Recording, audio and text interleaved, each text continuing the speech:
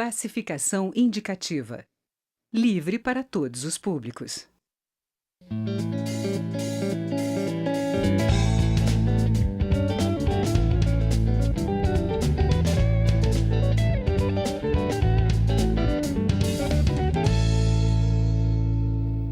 Olá! Depois de 3 meses de debates, uma comissão especial da Câmara aprovou o texto da reforma da Previdência. As principais mudanças da reforma são o aumento do tempo de contribuição e a fixação de idade mínima para a aposentadoria. A deputada Ieda Cruzes, do PSDB do Rio Grande do Sul, conversa comigo sobre a proposta aqui no Palavra Aberta. Eu sou Daniela André e este é um programa da rádio e da TV Câmara. Deputada, bem-vinda à Palavra Aberta. Um prazer, Daniela, um prazer a todos que nos acompanham, de falar de alguma coisa que quer dizer o futuro que nós podemos ou não podemos ter. Deputada, a senhora tem uma grande experiência, já foi governadora do Rio Grande do Sul. Como é que a senhora vê essa proposta de fixar uma idade mínima, que até então a gente não tinha, e aumentar o tempo de contribuição de 15 para 25 anos? Há 2 grupos de pessoas para os quais a gente tem que olhar quando fala em reforma da Previdência. O primeiro grupo é quem ainda não está nela, os jovens. E o segundo grupo é para quem já começou a contribuir, está nela e quando ela vier, modifica para os que estão a condição de aposentadoria para se chegar à idade mínima. A exigência da idade mínima, ela é universal, ela é global, ela é mundial. O Brasil é o penúltimo a não ter idade mínima de aposentadoria. Mas o que eu queria te falar, Daniela, eu tenho falado muito para jovens e o tema para jovens é muito interessante, que tem a ver a reforma da Previdência com o jovem. O jovem é o jovem que nasceu no 2000, é o jovem do século XXI. E esse jovem, ele tenta entender por que falam tanto em reformas, o que nós temos que ver com isso. Eles têm tudo a ver com isso. E por que eles têm tudo a ver com isso? Porque mudou a pirâmide etária brasileira. Esse nome bonito, ele apenas indica uma coisa. Antes você tinha uma pirâmide, e eu vou mostrar para a tela, se você me permite, tá? E a tela diz o seguinte, como é que é hoje, tá? É bem simples. Hoje é um triângulo, uma pirâmide. Os de baixo carregam os de cima. São muitos embaixo e poucos os de cima, que são os de mais idade, aposentados. Para esses jovens do 21, acaba a pirâmide e nasce o barril de chope, que é esse que eu tenho do meu lado. São poucos os de baixo para carregar muitos que estão em cima aposentados. Então, hoje, o jovem que trabalha paga o aposentado que trabalhou ontem. Se não fizermos a mudança, o jovem de hoje não vai ter quem lhe pague a aposentadoria. É simples assim. Então, a questão da aposentadoria tem a ver com isso que a gente chama, eu já passei por várias reformas da Previdência como deputada, passei como governadora.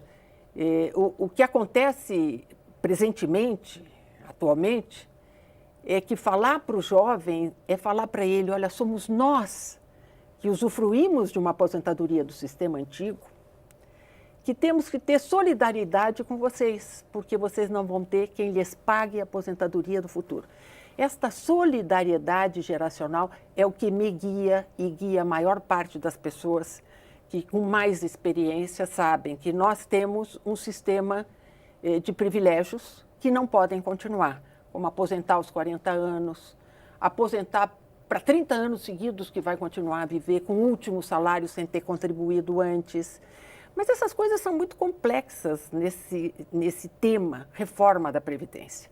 E eu acho que quando eu mostro a pirâmide e o barril de chope, se vê o peso que nós vamos estar exigindo dos jovens que não vão ter como arcar com a sua responsabilidade, então os de cima não vão ter como receber. Deputada, sobre o jovem, essa reforma não gera um outro efeito para o jovem que, como a idade para se aposentar vai ficar mais distante, acaba desestimulando ele de se formalizar e já começar a contribuir mais cedo? Olha, eu acho que pelo contrário, quem pensa mais em aposentadoria é aquele que tem mais idade, que já trabalhou e diz, eu quero dignidade e segurança na minha velhice. Se eu contribuir tudo para tê-la, por exemplo, o que é o sistema de previdência? O que a palavra diz? Você tem que ter previdência frente ao futuro. Então, você pode enxergar a Previdência de duas maneiras. Uma delas é a pirâmide. O de baixo carrega o de cima. Quanto mais jovens tiver, melhor para os aposentados de cima, que recebem salário integral, recebem há muito tempo, têm uma expectativa de vida maior graças às condições melhores de desenvolvimento e de saúde do país. Mas se esse jovem de hoje, e eu tenho conversado com jovens, e eles querem ser donos da sua vida e não querem que ninguém lhes roube a própria vida. Então, para eles já entenderam, previdência é poupança. Da renda que eu vou receber hoje, eu separo um pedaço, paro de consumir, de festear, e o pedaço da renda que eu não consumo, que é a poupança, ela vai girar num fundo que vai me dar uma aposentadoria que eu queira no futuro. Aí é justo. Cada um, enfim, decide qual é o tamanho de aposentadoria que quer e, portanto, qual é o sacrifício que tem que fazer agora. Quanto a menos de consumo vai ter da renda. Mas se o sistema é piramidal, ele não escolheu que é ele que tem que carregar o aposentado de hoje e do futuro de 20 e 30 anos. Então, para quem começa hoje, a mudança do sistema de previdência é simplesmente uma questão de sobrevivência. É ele saber que ele vai trabalhar até os 65 anos, que ele vai contribuir de uma forma que ele escolha, uma parcela na previdência social pública e uma parcela num fundo complementar de previdência. Mas o que ele tem que exigir, além disso? Que não lhe passem a mão no seu fundo de previdência. Porque o que está acontecendo no Brasil recente é uma expropriação daquilo que, por exemplo, vamos pegar os funcionários dos Correios. Eles contribuíram para o sistema mínimo e com um fundo de previdência complementar, que aplicou os seus recursos em empresas que não honraram a sua seriedade. Vamos citar a empresa X do Ike Batista. Então, o patrimônio do fundo dos Correios veio lá para o chão. Junto com as empresas X do Ike Batista, a coisa temerária que foi feita com o fundo dos funcionários dos Correios fez com que eles percebessem que eles não iam receber aposentadoria nenhuma. O fundo iria falir. Então, o que está sendo exigido deles agora? Eles que já contribuíram 1 ano, 5 anos, 10 anos, 20 anos, em nome de uma aposentadoria que programaram. No lugar de retirar 12% ao mês do que ganha o funcionário dos Correios, estão lhe retirando 25%.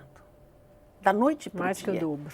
A corrupção é uma coisa que, enfim, afetou a tudo que se refere a dinheiro público. E os fundos de pensão são dinheiro público. Então, o jovem de hoje, voltando ao jovem de hoje, ele não tem nem com a academia, nem com nada que ele queira ficar bombado, vamos dizer assim, ele não tem ombros para sustentar o número de velhos e aposentados de 20 anos ou 30 anos aqui do futuro. E ele tem que saber que ele tem que fazer o cálculo da vida dele. Aposentadoria como um mínimo, aposentadoria pública, e um fundo que ele tenha olho para gerenciar junto com os gestores do fundo. Isso não vai acabar fazendo diminuir mais ainda o financiamento desse grupo que ele vai estar financiando, deputado, quando o jovem migra para essas outras opções de plano? Não, o jovem, por exemplo, hoje não está em plano nenhum. E o plano do INSS, por exemplo, a ele lhe parece insuficiente, vamos dizer assim. Então, ele tem que fazer o cálculo de vida racional dele. Ele tem que ter responsabilidade perante ele próprio, e ele tem. Nenhum jovem entrega a sua vida na mão dos outros. E o sistema atual de previdência, o que está fazendo de mal, é fazer com que a vida desses jovens que estão agora contribuindo, que estão sustentando um sistema de aposentadoria que não existe em nenhuma outra parte do mundo, de tão cheio de privilégios o sistema, e de tão novo que é o contribuinte que é capaz de se aposentar.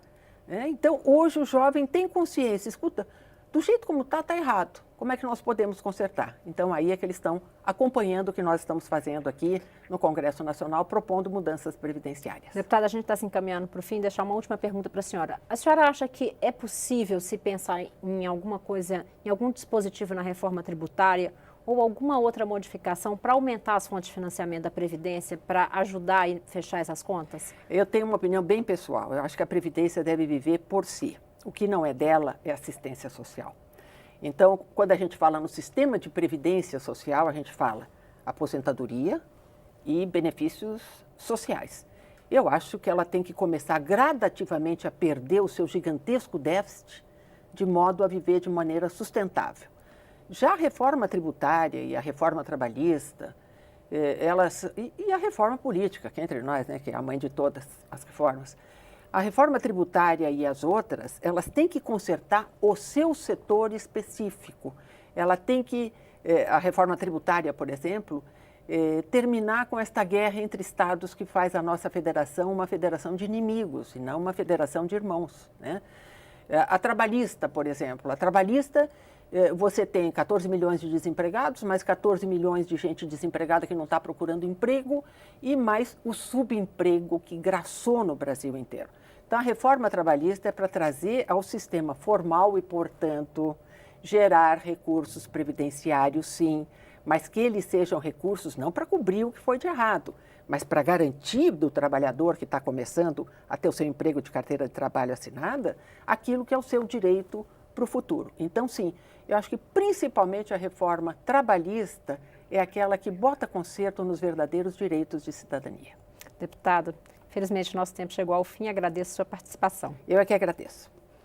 Palavra Aberta termina aqui. O programa é uma produção conjunta da Rádio Câmara e da TV Câmara. Eu sou Daniela André e conversei com a deputada Ieda Cruzius, do PSDB do Rio Grande do Sul. Você pode assistir esta e outras edições também em nossa página na internet, câmara.leg.br/Palavra Aberta. Obrigada pela audiência e até o próximo programa.